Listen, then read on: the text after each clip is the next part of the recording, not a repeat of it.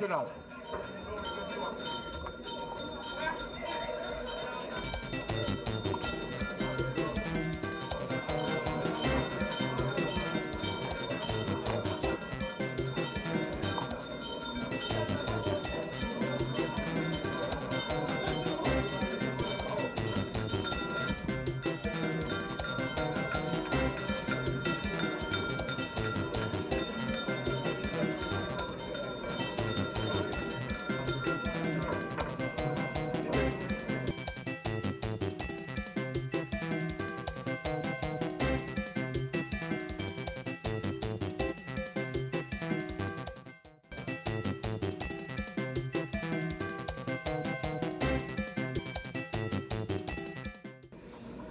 Le quorum étant constaté tant au Sénat de la République qu'à la Chambre des députés, en vertu des pouvoirs qui me sont conférés, je déclare ouverte la séance en Assemblée nationale.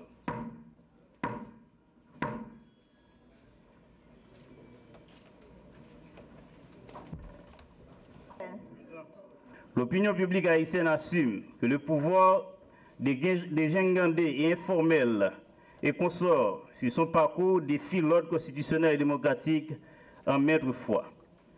Au canevas de la gouvernance, le président de la République n'a point adressé l'essentiel. Par exemple, la non-mise en place des institutions de la normalisation, notamment le Conseil électoral permanent, le Conseil constitutionnel et l'État territorial et le CSPJ est en but à toutes les controverses. Le torpillage du principe de la séparation des pouvoirs en infiltrant les dépendances du législatif et du judiciaire. L'absence d'organisation d'élections pour consolider les institutions républicaines depuis 3 ans. L'irrespect des droits et des libertés publiques. Les écarts de langage catastrophiques souvent critiqués et ciblés par les organismes de défense des droits humains et les médias. L'inexistence de conditions permettant à cette législature de voter une déclaration d'amendement désormais nécessaire et attendue. L'égarement, comme ses prédécesseurs, dans les méandres de la transition qui ne finit pas. Le renforcement de la dépendance du pays vis-à-vis de l'étranger, dominateur par une complaisance et une complicité condamnables. La non-mobilisation des Haïtiens et Haïtiennes autour d'un projet national pendant cette tournée permanente dans le pays. Nous vous présentons succinctement l'état de la situation socio-économique du pays. Haïti a crié faillite. Les caisses de l'État seraient vides parce que les prévisions budgétaires ne sont pas réalisées, parce que le gaspillage des deniers publics aura été érigé en méthode de gouvernance. Cette confession a rameuté la fibre revendicative des citoyens et citoyennes qui interrogent l'économie et ses effets sur leur vie quotidienne. La faim et les épidémies rongent les populations urbaines et locales. La monnaie nationale s'effondre face au dollar américain. Les salaires, pour une bonne part, ne sont pas versés à temps aux employés publics. Le chômage bat son plein. Édulcoré par la charité sociale des programmes de distribution de pitance aux démunis. L'absence de services essentiels au niveau de l'espace territorial a stimulé la fronde sociale. Les Haïtiens et Haïtiennes gagnent les rues pour exiger du pouvoir des conditions de vie acceptables pour tous. Le blocage de la mobilité sociale au niveau des classes pauvres a dirigé les regards de ces déshérités vers le Brésil, la Turquie et autres Eldorado supposés en quête d'opportunités. La politique économique du pouvoir est sanctionnée au niveau macro par un déficit préoccupant de 7,5% du PIB selon les estimations du FMI. Et au niveau micro, par les affres de la pénurie, de la hausse du taux de change et de la précarité du pouvoir d'achat. On est unanime à le reconnaître. Le pays suffoque l'organisation Fonds pour la paix, en partenariat avec le magazine Foreign Policy, de la position d'Haïti dans le top 10 États faillis, a hérissé les Haïtiens et les a prévenus contre la propagande. Pourquoi la voix des Timachan contestant les pratiques du SGS n'est pas prise en compte? Pourquoi les expropriés du centre-ville sont-ils aux abois victimes de décisions injustes des agents du CLPB? Quelles sont les mesures préventives prises par les autorités étatiques pour garantir pour garantir que le centre-ville et la route nationale numéro 1 au niveau de Canaran ne deviennent des foyers d'insécurité. Pourquoi les agents de police douanière agissent-ils à leur guise, opérant des saisies à la fois des véhicules et des marchandises qu'ils transportent en dehors de toute logique et des dispositions légales y afférentes? Pourquoi les usagers qui ont suivi les procédures régulières de dédouanement de véhicules devraient-ils pâtir des erreurs administratives des fonctionnaires douaniers qui leur reprennent ces véhicules par des saisies ultérieures, opérées 2 ou 3 mois après? Est-ce que l'affectation des brigades aux postes frontaliers ne fait pas grimper la contrebande et les coûts de surveillance aux grandes dames de l'efficacité stratégique et économique de cette mesure de prévention et de contrôle? Pourquoi les rentrées provenant de nouvelles taxations douanières ne servent-elles pas à améliorer le traitement des employés de l'administration des douanes? Pourquoi le second tour des élections ne puisse pas avoir lieu au plus tard le 7 décembre 2014? Autant d'interrogations qui appellent les autorités compétentes à se pencher sur l'exécution par leurs subalternes des feuilles de route émises dans le mépris des prescrits légaux et des droits des tiers. L'Assemblée nationale, sensible aux revendications des services de base exprimées par les populations sur l'ensemble du territoire national, notamment à Miragouane, à Saint-Calassos, etc., exhorte les instances concernées à leur accorder des suites favorables. La conjugaison éventuelle des faillites multisectorielles assombrirait l'horizon de nuages noirs et houleux. Le désastre politique qu'il est encore possible d'éviter pourrait déboucher sur l'incontrôlable à très court terme et semer la panique dans le corps social. Les chants de sirènes de certains secteurs indécents de l'international et de la boulimie du pouvoir, l'Assemblée nationale en appelle au président de la République pour qu'il cesse le bras de fer engagé avec les forces vives de la nation et rentre la menace d'application de l'article 12 de l'accord de Rancho jusqu'à trouver un consensus raisonnable et acceptable par tous, moyennant les sacrifices de concéder le minimum pour préserver l'essentiel. C'est avec humilité et un sentiment du devoir accompli que je vous présente les réalisations de mon gouvernement. L'action gouvernementale s'inspire du plan stratégique pour le développement d'Haïti et de la vision du chef de l'État, son Excellence M. Michel Joseph Martelly, pour faire d'Haïti un pays émergent en 2030. Les 6 derniers mois ont été particulièrement importants dans la gouvernance du pays. Je vous confirme que la tendance de la croissance économique entamée durant ces 2 dernières années se poursuit.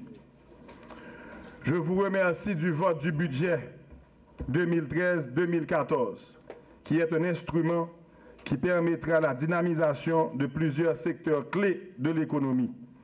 Les grands chantiers de la reconstruction se poursuivent à travers le pays et le gouvernement a lancé le plan de lutte pour la réduction de la pauvreté extrême.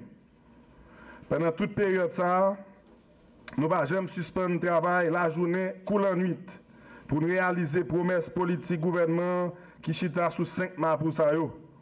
État de droit, économie, éducation et développement social, environnement avec énergie. Dans l'effort pour nous corriger l'état de droit, il est important que nous répétions ça. Je dis à travail sécurité publique là à bras poursuivre. À cause de travail que nous réalisons, kidnapping n'a baissé de 56%. Nous continuons à l'économie nous en j'arrête. Le processus de croissance économique entamé depuis plus de 3 ans se poursuit pour l'exercice 2013-2014. Le taux de croissance de l'économie a crû de 4,3% comparativement à 2,9% par rapport à l'exercice précédent.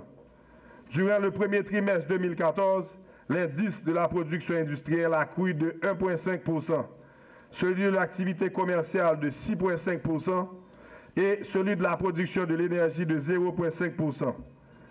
Dans le secteur agricole, la tendance de croissance se poursuivra et les prix des produits continueront de s'améliorer. Ainsi, la production nationale du riz s'est accrue de 18% durant la période, celle des œufs de 20% et celle d'igname a doublé. La production nationale agricole de la consommation est passée de 45 à 48%. Le secteur privé des affaires a réalisé de nouveaux investissements à la fois dans la production agricole et de l'élevage. En conséquence, les prix des produits alimentaires ont ralenti sur les 5 premiers mois avec une hausse cumulée de 1,4% cette année contre 3,4% l'année précédente. La stabilité de la situation macroéconomique se maintient. L'inflation a atteint 3,2% en glissement annuel en mai 2014 contre 7,7% pour l'exercice précédent. Ce niveau d'inflation est nettement en dessous de l'objectif fixé dans le programme financier avec le Fonds monétaire international. Marché public Fontamara fait déraper. Marché public Jacques Mella avancé. Marché AKR fini. Marché Terre-Neuve là inauguré. Marché aux fruits qui dans Pétionville avancé. Et il y a 15 autres marchés à travers le pays, tant qu'au Okaï, Pomago, Gonaïve, Cap avancé. Dans Miragouane, nous allons construire un marché et un gare routier. Honorable parlementaire, dans la période qui s'est passée, l'exportation nous a augmenté. Nous avons continué le travail sans arrêter pour procéder la douane allégée pour que plus bon moyen capable de mettre dans la douane pour faciliter l'importation et l'exportation. Pour Port-au-Prince, qui est à côté de nous, il y a plus que 60 millions de dollars qui ont investi pour nous avoir un port moderne. Et pour ça, il a commencé la poursuivre. Ouaf Tigouavlan paré. APN avec la douane pour mettre infrastructure pour le cas ouvert. Gagné un pile WAF avec port à travers le pays qui continue à réhabiliter. Il y a plusieurs chantiers pendant les derniers 6 mois qui ont fait. Tant coup, construction base Simo, réhabilitation immeuble DGI à la Lue, centre de convention Jacques Mel inauguré, bord mer Jacques Mel inauguré, plusieurs routes asphaltées. Dans le cadre de la reconstruction nationale, le gouvernement a poursuivi avec détermination réalisation de bâtiments publics suivants. Ministère du Commerce, Ministère Intérieur, Cap avancé, chantier du ministère des Affaires étrangères, Cinété à Triomphe, presque fini. Nous mettons en pile pression pour que le bâtiment palais législatif continue à avancer. Travaux, cours de cassation, y a avancé. Villa d'accueil là en phase finale. Dans le fonds communal, ce n'est pas le gouvernement qui chita dans Port-au-Prince qui a réalisé tout projet de développement dans le pays. C'est pour ça que nous travaillons avec chaque graine dans nous là. Pour que réalisation de développement communal là vienne une réalité. Et c'est avec implication nous, c'est avec participation nous que le a fait. Développer le pays, il n'y a pas chita dans une a chuté sous l'autre, dans une a joué l'autre.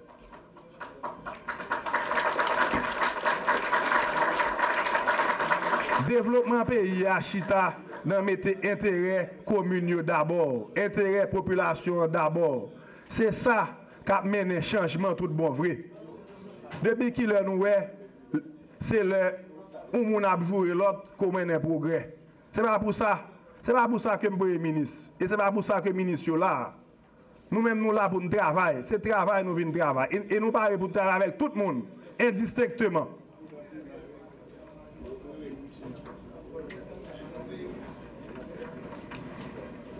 dans le plan spécial que nous mettons sous pied pour répondre à besoin des populations qui étaient totalement abandonnées et oubliées. Nous travaillons Ben Agous. Nous travaillons Ben Agous pour mener de l'eau potable. Nous travaillons pour mener l'alphabétisation. Nous travaillons pour mettre plus de monde à l'école. Nous travaillons Ben Agous pour que nous bétonnions les routes, pour que nous mettions des restaurants communautaires, pour que Ben Agous la faire un petit manger. Nous travaillons dans la Cité Soleil. Nous travaillons Terre-Neuve. Nous travaillons Port-de-Paix. Nous travaillons dans Île à Vache. Nous travaillons la Gonave. Nous travaillons la Tortue. Nous travaillons Gonaïve. En dans plan spéciaux. Mais nous travaillons dans tout le pays. Et travail ça, c'est bon travail qui est facile. Et c'est pour ça que je remercie nous tous qui là. Parce que là. Et sans nous, travail ça pas de fait, j'ai la fête là. Dans le domaine de l'éducation, nous nommons 4458 agents pour renforcer le système d'éducation. Je dis dans le programme Sugoa, nous payons l'école pour un total de 1 399 173 timoun qui joignent l'école gratis. Dans 10 710 l'école. Parmi lesquelles 8 292 l'école non publique et 2418 l'école l'État dans 10 départements pays. Pour achever tous les travaux de reconstruction entamés, il nous faut la stabilité politique. Pour une stabilité politique, condition sine qua non pour que tout ça, tout inventaire de projets que nous souhaitons faire là, capable de continuer, il faut que nous gagnions un progrès social. Et pour une stabilité avec progrès social, il faut que nous capable de gagner une élection libre, honnête et démocratique. Pour nous capable de gagner une élection libre, honnête et démocratique, il faut que nous gagnions vote, amendement, loi électorale là. Comme ça, tout pays, le monde entier, est capable de constater que nous respectons l'engagement. Engagement que nous prenons avec tête nous, à travers un accord que tout le monde signe pour aller vers l'élection, qui c'est le seul chemin sûr pour mener nous vers élection libre, honnête et démocratique. Pour loi ça à voter, il faut que nous tous, nous protéger pour que l'intérêt Haïti prime d'abord. Pour que tout le monde comprenne que l'élection est incontournable et il faut qu'il fait le 26 octobre année ça. Parce que nous tenons trop et nous ne pouvons pas attendre encore. L'important et l'essentiel pour l'élection faite année ça.